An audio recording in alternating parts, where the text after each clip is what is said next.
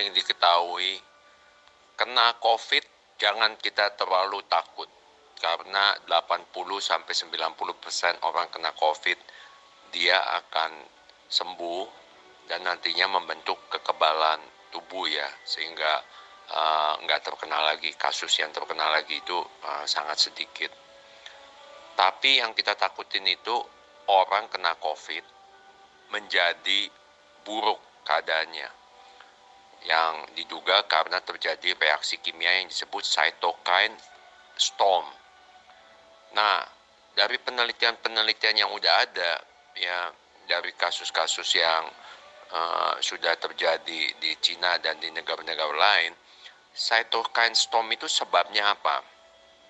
Satu, karena penderita itu enggak makan yang sehat ya. Jadi diduga kalau seseorang memakan plant-based diet, kemungkinan cytokine storm itu menjadi jauh lebih kecil. Bahkan menurut peneliti di Cina belum ada pasien yang meninggal atau belum ada pasien COVID yang dirawat yang plant-based diet. Ya, itu suatu kabar yang sangat luar biasa. Yang kedua, cytokine storm ini bisa dipicu juga dengan pengobatan yang salah. Ya, beberapa obat tertentu kalau dimakan malahan bisa menimbulkan cytokine storm. Maka itu jangan kita so jago self-medicated ya.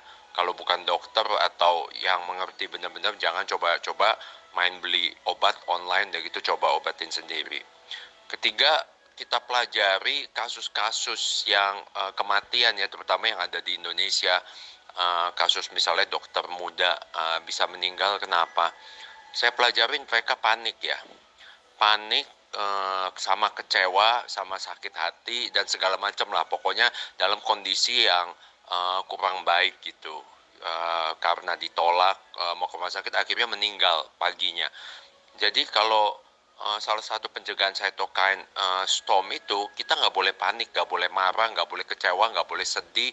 Jadi juga kadang-kadang mereka yang dirawat di rumah sakit rujukan, mereka sangat menderita, sangat depresi, diperlakukan tidak dengan baik karena mereka kebanyakan juga yang meninggal bukan orang yang tidak mampu ya, orang yang cukup mampu. Biasanya sanggup bayar masuk rumah sakit private. Nah, sekarang masuk rumah sakit rujukan diperlakukan begitu, mau pulang nggak bisa, diisolasi segala macam. Akhirnya hari ketiga, keempat, kelima memburuk keadaannya karena saya duga karena cytokine storm, karena marah-marah, kurang tidur ya. Nah, itu bisa menimbulkan hal tersebut. Nah, juga makanan yang diberikan di situ juga bukan plant-based diet, mungkin makanannya asal adanya aja juga.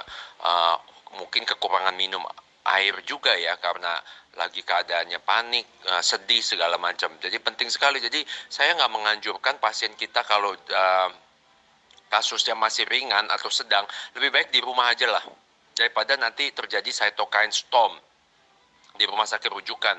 Itu yang membuat pasiennya meninggal. Ya, yang keempat, jangan lupa kita tidur cukup ya. Nggak boleh kita sampai larut malam ikutin berita-berita ini sampai kurang tidur. Santai aja tidur ya. Kita orang yang beriman harus percaya bahwa semuanya Tuhan yang memberikan, Tuhan yang mengambil ya. Dan jangan, kembali lagi saya bilang, jangan depresi, jangan panik, ada yang sampai kena emah, sampai kena apa gitu, jangan terlalu ini. Kita harus kita udah melakukan yang terbaik. Kalau tadi saya katakan kalau kena jangan takut karena 80-90% sembuh.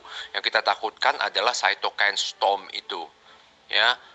Jadi istirahat yang cukup ya, jangan terlalu terlarut terbawa pada kesedihan atau kekecewaan atau apa. Ya. Yang terakhir adalah jangan lupa banyak berdoa ya. Kita itu orang yang percaya, kita banyak berdoa, mendekatkan diri, bertanya kepada Tuhan kenapa ini terjadi. Mungkin Tuhan mau kita semua untuk bertobat, untuk hidup yang lebih benar dan lebih baik. Ya, mudah-mudahan nasihat ini berguna.